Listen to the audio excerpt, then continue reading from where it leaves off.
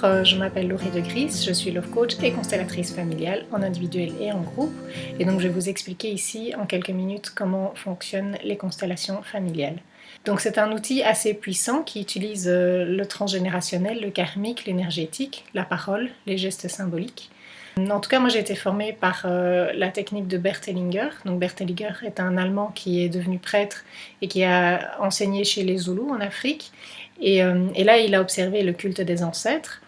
Il est rentré chez lui, il est sorti de la prêtrise, il s'est marié, il a étudié la psychanalyse, il est parti aux États-Unis où il a encore exploré d'autres techniques thérapeutiques et avec tout ça, il en a fait les constellations familiales et systémiques. Alors, on part du principe qu'on a des mémoires transgénérationnelles, c'est-à-dire que quand vous avez un ancêtre qui a vécu quelque chose de très fort au niveau émotionnel et qui n'a pas su le gérer à ce moment-là pour une raison XY, c'était pas le moment, il n'avait pas les outils, c'était pas possible.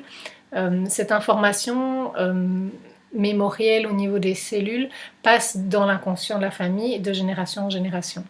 Et donc, selon notre place dans la fratrie et selon notre genre et selon les prénoms qu'on reçoit, donc si on a un prénom qui ressemble à l'arrière-grand-père par exemple, c'est possible qu'on ait récolté donc des mémoires de ces ancêtres-là. Par exemple, lors de la Deuxième Guerre mondiale, quelqu'un perd un enfant, il n'a pas le temps de faire son deuil parce qu'on est en position de survie. Et donc là, tout le monde à la génération suivante est très au courant qu'il y a un enfant qui est décédé et que le parent est triste et a du mal à faire son deuil. La génération suivante, on n'est plus au courant. Donc ça passe dans l'inconscient familial, mais le deuil non fait reste présent dans la mémoire de la famille.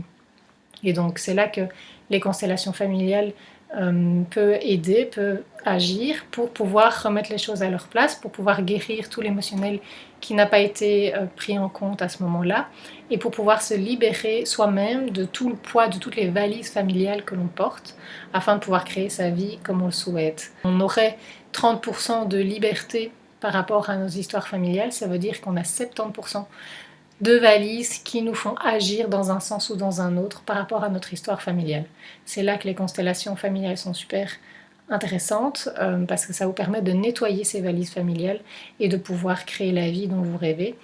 Donc, comment est-ce que ça se passe? Au niveau individuel, donc je travaille avec des feuilles de couleurs, donc vous m'expliquez la situation et puis on détermine les éléments de la situation. Donc ça ne doit pas spécialement être une situation familiale, ça peut être au niveau du travail, ça peut être des concepts, ça peut être des valeurs, ça peut être un choix à faire, ça peut être vraiment tout et n'importe quoi. Et donc là, on détermine les éléments que vous mettez dans l'espace, dans ce qu'on appelle le champ. Et là, vous mettez des feuilles de couleurs donc par rapport aux éléments que vous souhaitez voir apparaître. Et donc là, c'est vous qui allez sur chaque feuille de couleur pour sentir. Donc on va travailler avec l'émotionnel, les perceptions, les ressentis, les intuitions. Et donc vous allez sentir chaque fois, pour chaque élément, ce qui se passe et ce qui se joue. Et puis après, c'est comme une enquête policière. Donc moi, j'ai pas la réponse, vous n'avez pas la réponse, mais on va enquêter. Donc on va regarder un peu, si on va un peu plus à gauche, un peu plus à droite, si on dit ça, si on bouge ça, qu'est-ce que ça change par rapport au système? Est-ce que ça guérit? Est-ce que ça empire? Est-ce que ça change rien?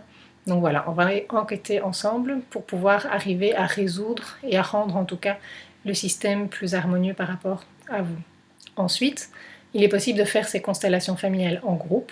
Et donc là, ce sont des personnes qui sont les éléments de votre système. Donc à la place des feuilles de couleur, ce sont des personnes que vous choisissez, enfin en tout cas que vous choisissez parmi le groupe de personnes présentes, et vous les placez dans ce qu'on appelle le champ.